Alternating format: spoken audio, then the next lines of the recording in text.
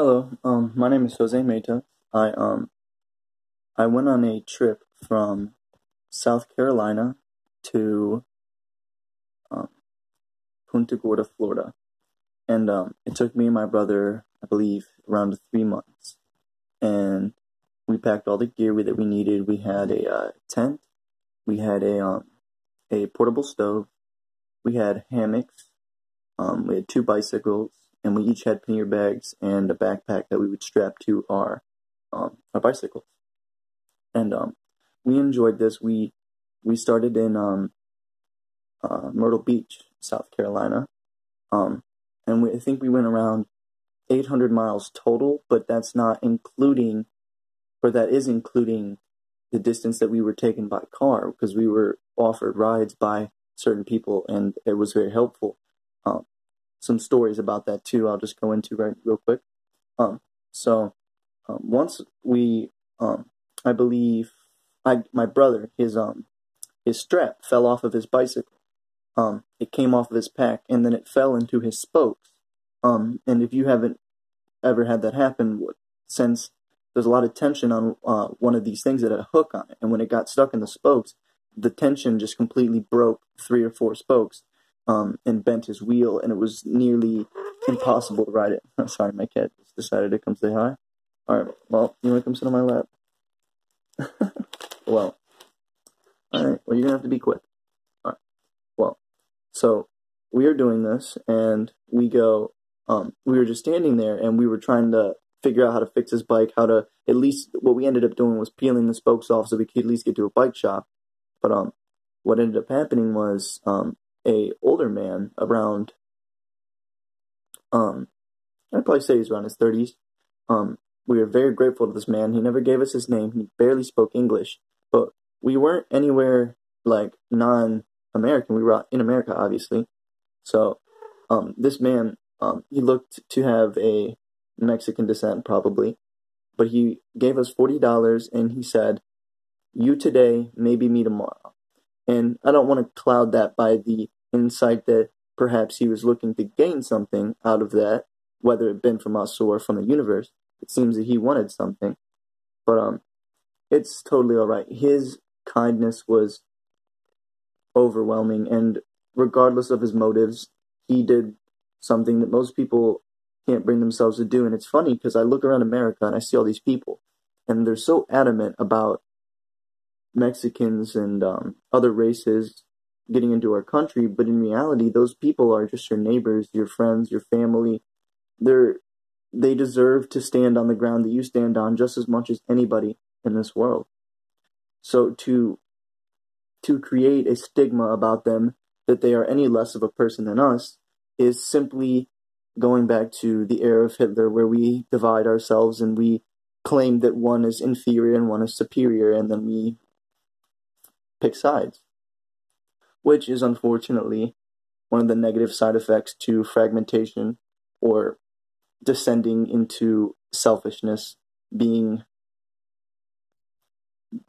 manifest of ego.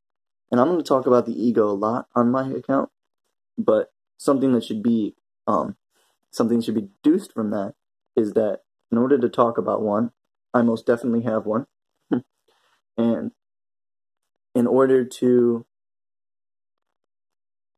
really address what it is, honestly, it only helps if you can see what it is and then move as far away from what it is as you can, because basically the ego is something that I'll probably get into, next week or something like that, but it's definitely a video that deserves a whole day to itself. So what I'm going to be doing on this account is I'm going to be talking about my spiritual journey up to this point, and I'm also going to talk about where I hope to be with it, and, well, not really where I want to be with it. More, when I talk about my spiritual journey, it's more about where I'm going. Like, this is going to encompass my progress through it. I'm going to start by addressing where I am in the entire thing of it, and then I'll go from there. And as I get, further down my path, hopefully I can pass along information that helped me, that will help my fellow journeyers reach their goals as well. Okay, so I just love this cat. She just wants to be part of everything, just be part of the spotlight. But so I guess I'm gonna go and outline my first spiritual experience. Now, I don't mind being met with hate or skepticism or scrutiny, so take my story and scrutinize it against as many sources as possible. I have a very limited experience of it, so what happened in that night is really whatever lens of perception you decide to look through. So I'm going to go through exactly what happened.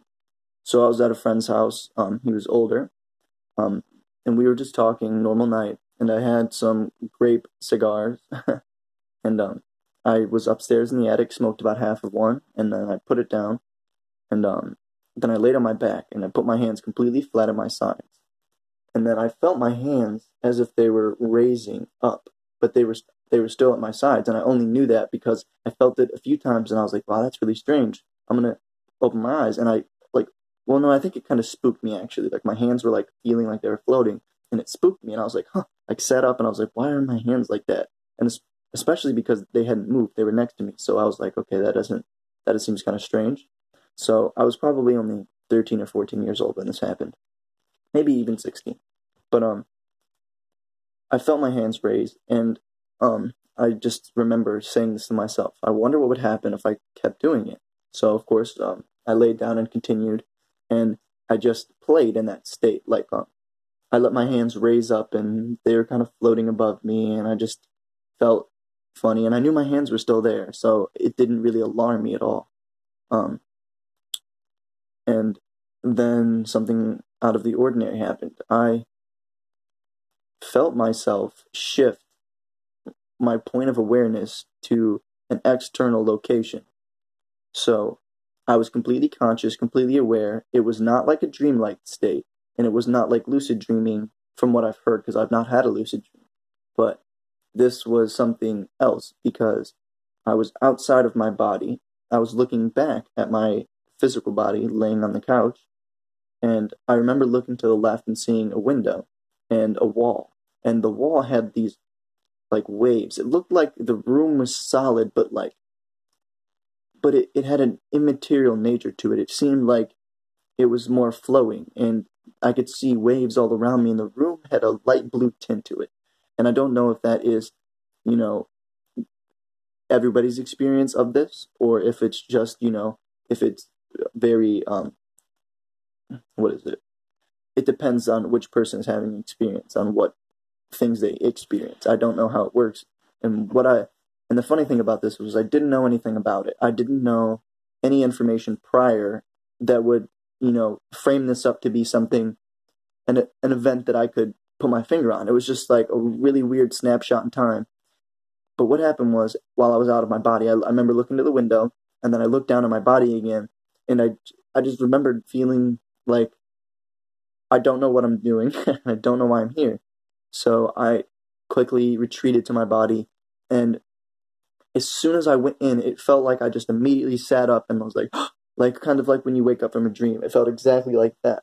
But the really important thing to note here is that it really was not a dream, because what I was doing was I was completely conscious, and I was conscious up to the moment that I was out. And it wasn't like an attached version of like being in a dream. If you've been in a dream, you know that you maybe see what's going on, but you don't have any control there, like, unless you're lucid dreaming. If you're just dreaming, you remember parts of your dreams, you remember that it was, you were going through the motions, but you weren't there. But in this ethereal body, I felt myself controlling my awareness. I felt myself being present in an external location. So this, I've come to find out, has been called astral projection. And astral projection is astral projection is where someone goes outside of their body with their own will. Now, that is slightly different than what I believe I had, because I believe I had an out-of-body experience, which isn't that different. You're traveling to the same place, but when you're astral traveling, you're able to use your will to go wherever you please. But that was the case for me, but I only was out of my body. I didn't travel anywhere except for in the room that I popped out in. So I believe that I only had an out-of-body experience. But I believe that this is one of the gateways that lead you to astral projection, because it's essentially you're going into the same realm of existence, but you're not necessarily going there by will or choosing. You don't have enough knowledge to use the space. It's only you pop in and you get confused and pop out, kind of thing. That's an out-of-body experience to me. I could be wrong. But something that I thought was very interesting about that was, once I did my research afterwards, I had countless experiences of other people that seamlessly matched up with mine. And then I started reading an astral projection and seeing how much further people had taken it. And I became interested, very interested, because I wanted to experience the extended version. I wanted to be able to go outside of my body and go to a place called the Akashic Records, which is supposed to be a non-local collection of probably conscious memory. And if you believe that mind is over matter, then there's a sheen of intelligence that is maybe external to our bodies, which means that it might be able to keep a record of a sort of awareness of events in this place. I'm not too sure, because I haven't been there, but I've heard a lot about it. And what it starts to sound like is, they say they cut it out to be a library that is in the astral realm. But I also think that it's basically all of conscious awareness's collection of data via consciousness from the beginning of consciousness itself. But that's only limited to how the actual place is, because having a perception of a place and knowing the place are vastly different things. But I became very interested in trying to do this, and something I think very important to mention about this experience is I believe that anticipation or desire to achieve a result or expectation, I think that all of those cull it at the source. I believe that the only reason I ever achieved that was because I didn't know it was possible. Because I've tried the same exact technique countless times, and I've yet to have any other results. And a lot of skeptics might take that and go, okay, well, you had, just a weird flash of memory, or weird momentary, perception that, was false. Okay, maybe. But, with a lot of supporting theories, and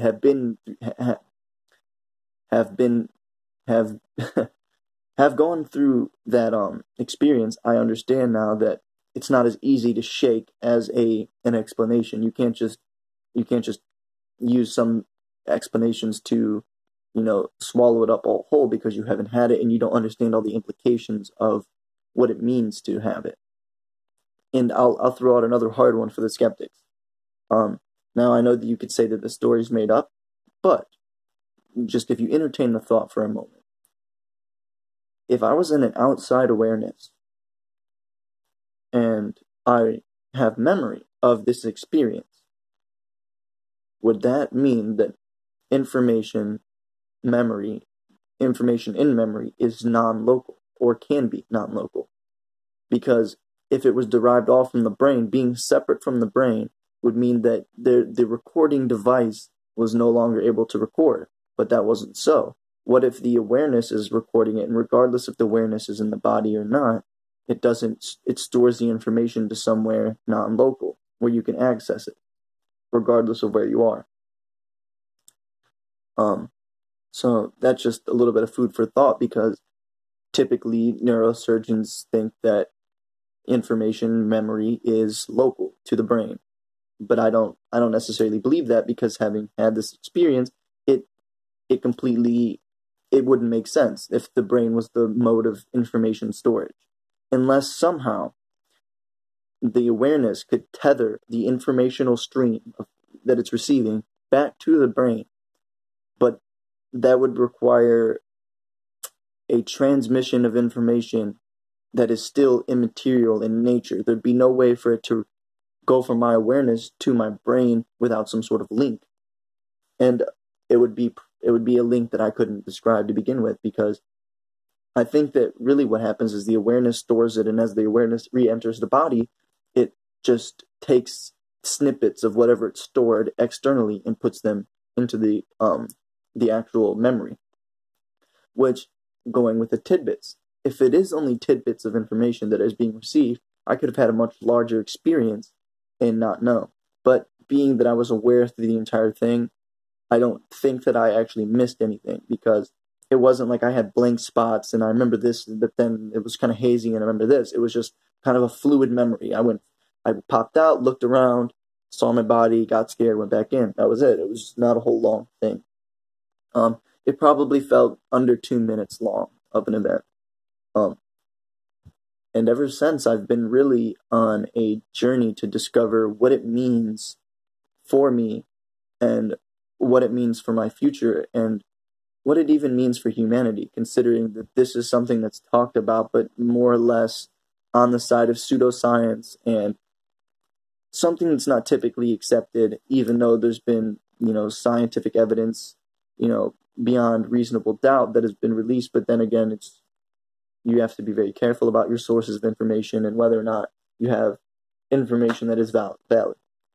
So that concludes my talk for today, my first spiritual experience. I hope you guys enjoyed. Like, comment, and subscribe for more videos. I am going to keep you guys updated, and I'm also going to think about what I'm going to do for my next video, and I believe that I'm going to discuss some of the misconceptions about meditation, because meditation is a very useful skill, and it is something I think everybody should know, but I think some of the misconceptions really get in the way of people enjoying it. But I also think that people make it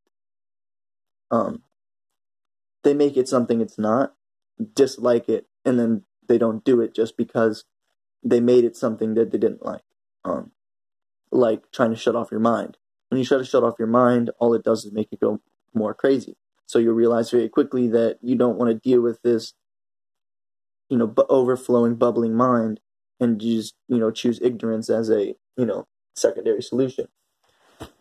But I'll go into depth about meditation more next time, and I really hope that you guys have a great day, and keep smiling, be happy, and peace.